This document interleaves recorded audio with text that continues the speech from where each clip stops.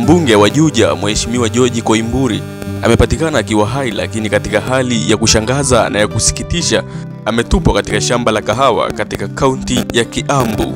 Tukio hilo linakuja saa chache baada ya kutoweka kwa njia ya kutatanisha Jumapili ya Mei 25, 2025 alipotekwa na watu wasiojulikana nje ya kanisa katika eneo la Muguta.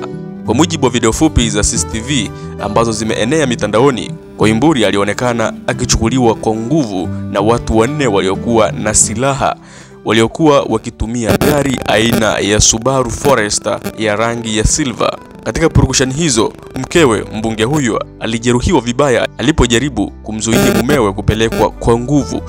Taarifa kutoka kwa familia zinasema Koimburi alipatikana leo alfajiri na mkulima mmoja aliyekuwa akichuma kahawa. Alikuwa na majeraha kadhaa, mavazi yake yalikuwa yamechanika na akiwa katika hali ya kuchanganyikiwa, lakini mwenye uhai.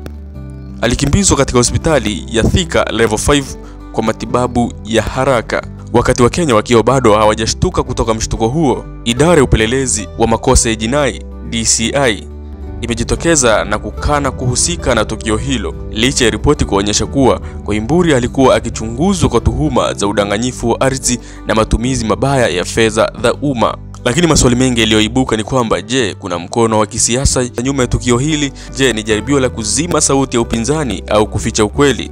Taifa linasubiri kwa hamu maelezo ya kina kuhusu shinikizo dhidi ya serikali ikiongezeka. Na hii ni Erasmi TV.